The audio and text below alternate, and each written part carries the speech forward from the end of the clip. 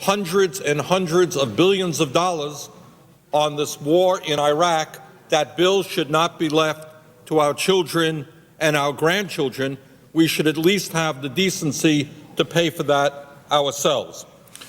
Mr. President, what I did want to talk about this afternoon was say a few words about the budget that President Bush brought before us yesterday, and to tell you that I was extremely dismayed by what was in that budget and what was not in that budget.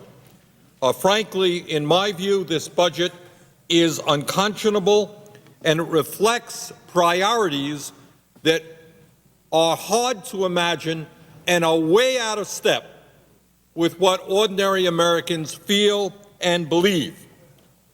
While providing hundreds of billions of dollars in tax breaks for the wealthiest people in our country, the wealthiest 0.3% over the next decade, the President at the same time has proposed major cuts in health care, in low-income heating assistance, in weatherization, in nutrition, in housing programs, and in other basic needs of low and moderate income Americans. That is a set of values that I think reflects badly on the White House and does not reflect the values of the American people. In my view, this is a Robin Hood in reverse budget.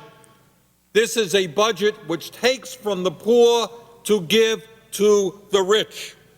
This is a budget which cuts programming for those most in need and gives billions of dollars in tax breaks for those least in need. And this proposed budget simply tells us again, if we didn't need this reminder, just how out of touch this administration is with the needs of working Americans. And let me be very clear, I am a member of the Budget Committee, and I intend to do everything that I can to make sure that President Bush's budget is rejected and that we bring forth here in the Senate a new budget that reflects the priorities of the vast majority of the people in our country and not just the wealthy few. Mr. President, most Americans understand that our health care system is disintegrating. Everybody knows that. Since President Bush has been in office, 8.5 million Americans have lost their health insurance. 47 million Americans are now uninsured. The cost of health care is soaring. And Mr. President, how does President Bush respond to the growing crisis in health care? Well, it's an unusual response. He slashes funding for Medicare. He slashes funding for Medicaid. He cuts rural health care programs. In other words, he is making a bad situation even worse. Senator from the Majority Leader. I ask consent that my friend's statement not appear interrupted in the record. I appreciate his allowing the Republican leader and I to transact a little bit of business. Without objection. It will be very quick. Mr. President, I ask consent that the Senate now resume consideration of S-2248, the FISA legislation, notwithstanding Rule 22, and that pending amendments be set aside for the purpose of offering of amendments as follows: 3912, 3913, and 3907. That's 2 amendments by Senator Feingold, 1 amendment by Senator Dodd and Senator Feingold. That this would be for debate only. They're on the list, and unanimous consent request that's now before this body. That this be for debate only, and that all time count post cloture to the stimulus package is now before us. Is there objection? Mr. President, reserving the right to object, and I will not object. We had a vigorous discussion at lunch about moving forward on this bill, and I think I'm safe in saying that the overwhelming majority of the members of the Republican conference would like to have been voting today on amendments. Nevertheless, that appears not to be possible. And so at least we can debate these three amendments and get started in that way, and I think that's a step in the right direction. Mr. President, I would further say that there are other senators. If they decide they want to come, I would consult with my friend, the Republican leader, to see if there would be opportunities for them to offer their amendment. Senator Bond has two. Senator Whitehouse and Specter have one, and they've agreed to come over. And I think Senator Feinstein has an amendment. So this would be a big help to get rid of these three today. So I appreciate it. I would ask, there's an order now before the body that when Senator Saunders finishes his statement, that the senator from North Dakota be recognized. How long will you be speaking? Mr. President, I would be no more than 10 minutes, and probably not that long. So, and Senator Saunders, do you have an idea how much longer you're going to speak? 15. Okay, so we have 25 minutes, thereabouts, and then Senator Feingold, would you be ready at that time? Okay, thank you all very much.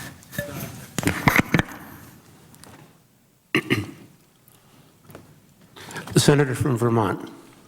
As I was mentioning, we are living in a period where our healthcare system is disintegrating.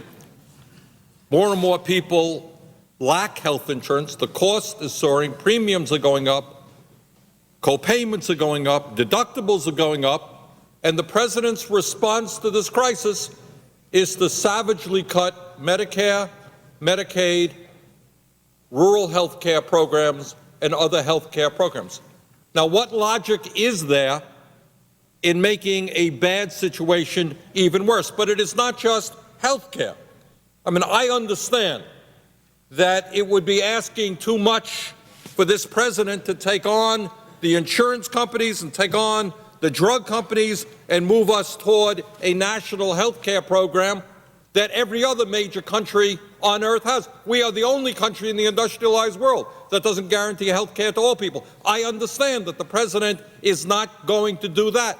But at the very least, he should not be adding more people to the rolls of the uninsured.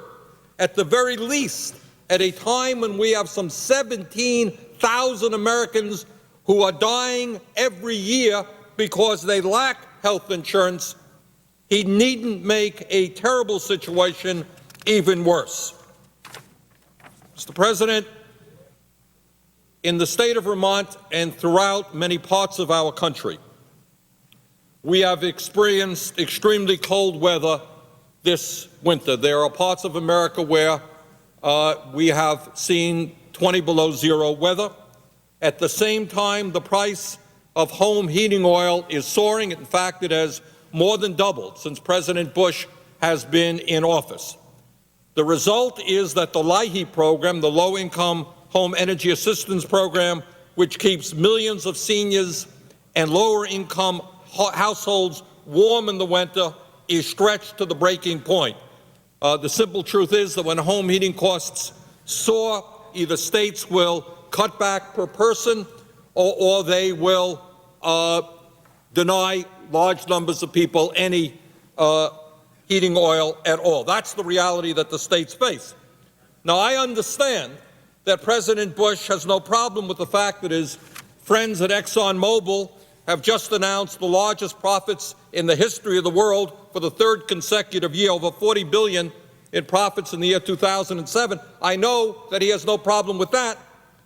I know that he has no great problem with the fact that home heating oil prices are now at over $3.30 a gallon. I know that he's not worried about the fact that a few years ago, the former CEO of ExxonMobil, Mr. Raymond, received a $400 million retirement package from that company. From President Bush's perspective, ideology, I suppose, those are good things. But despite the president's lack of concern about rising fuel costs, it really is beyond comprehension that he would slash the LIHEAP program by $570 million in his budget, a 22% reduction from last year. Imagine that. Cost of home heating oil is soaring. LIHEAP is under great strain. It cannot do what it did last year for lack of funding. President Bush's response, let's cut another $500 million from life. What are people supposed to do next year under Bush's budget when the weather gets cold? What do old people do who are living on Social Security, who can't afford outrageously high prices for home heating oil? Do they freeze to death? Do they go in and move in with their kids? How many blankets do they have to throw on themselves? How do you treat old people when it gets cold? Well, you don't slash LIHEAP by $570 million. That's pretty cruel. Mr. President, at a time when millions of low-income seniors are struggling to survive on inadequate Social Security benefits, this president in his budget wants to cut back on nutrition programs for low-income seniors, in addition to cutting back on senior housing. There is a program which in Vermont works very, very well. It's called the Commodity Supplemental Food Program. Provides a package of free groceries every month to low-income seniors. People all over this country utilize this program. They need this program. Now, the president may not know this, but hunger is on the upsurge in America. In this great country, more and more of our fellow citizens are going hungry. What we're seeing is emergency food shelves not having enough food to feed desperate people all over America. And the president's response to this crisis is to cut back on eliminate the Commodity Supplemental Food Program. What is the moral justification for doing that? I don't know.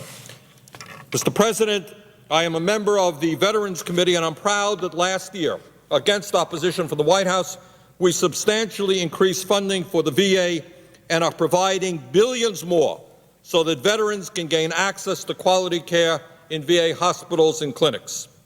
And yet, despite all of his rhetoric about how much he loves and respects the troops, this president, in his budget, has proposed a very large increase in health care fees for veterans who access VA facilities. The increases would range from $250 to $750. What's the goal there? Well, the goal is very clear.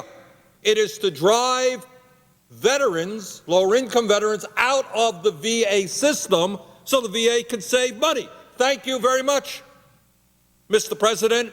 A week ago, the President in his State of the Union was telling us how much he loved and respected the veterans. Now he is raising fees for VA health care with the explicit goal of driving veterans out of the VA health care system.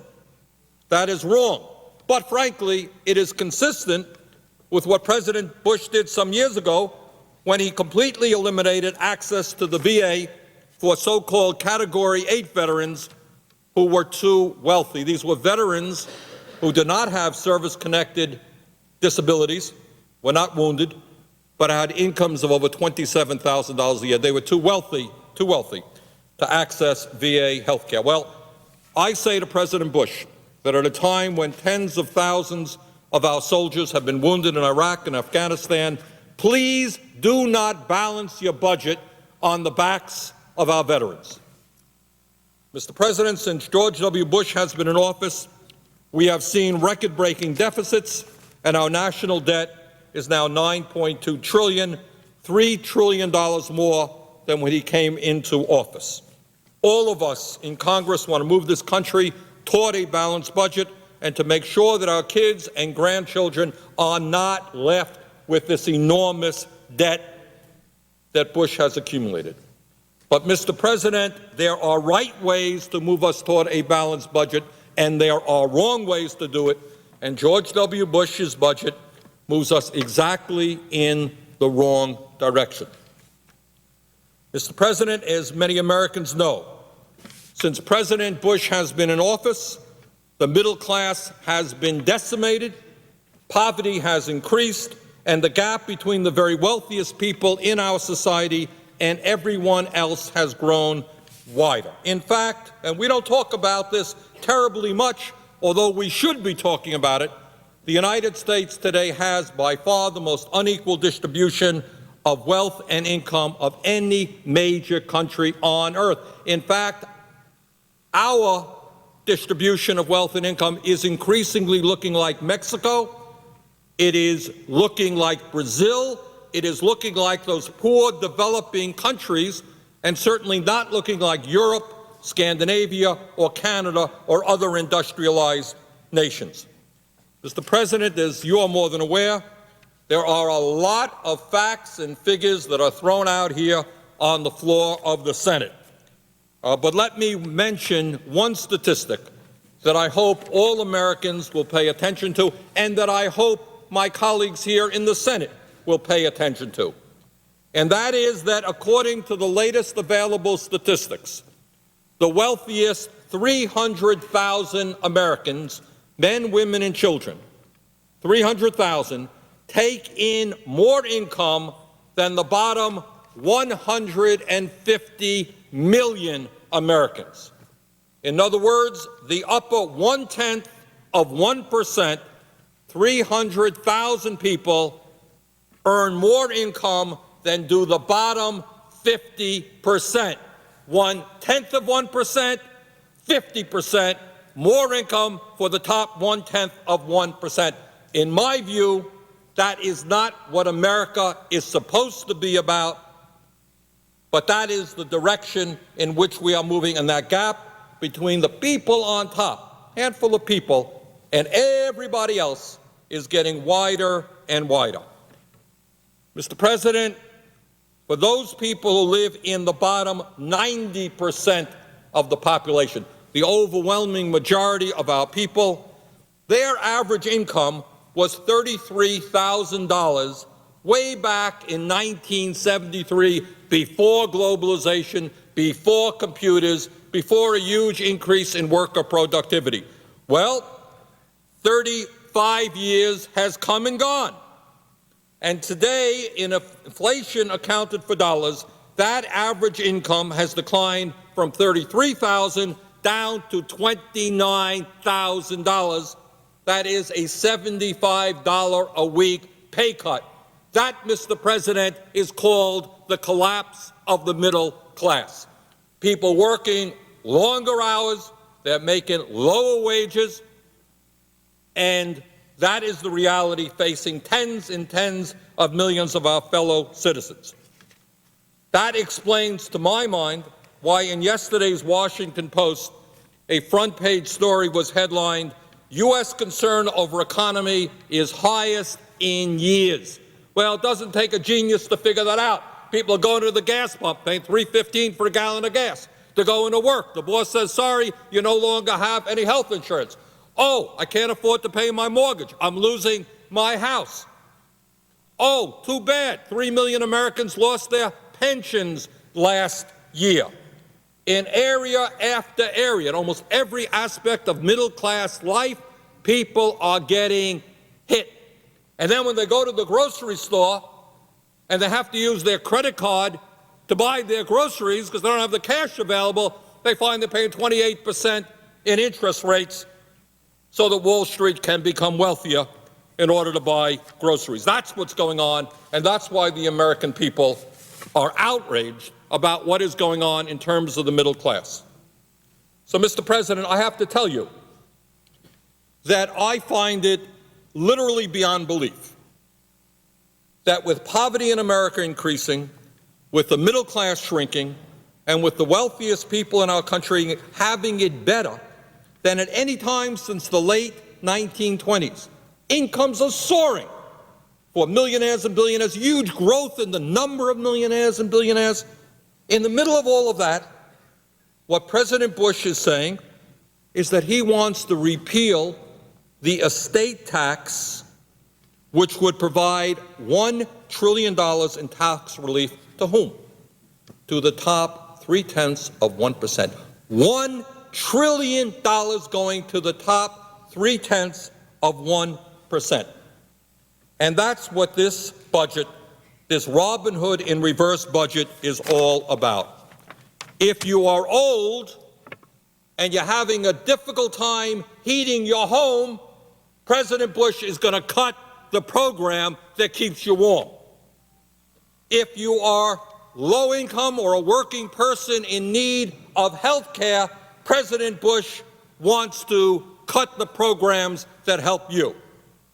If you are a veteran who has put your life on the line defending this country, the president wants to make it harder for you to access VA health care by substantially increasing your fees.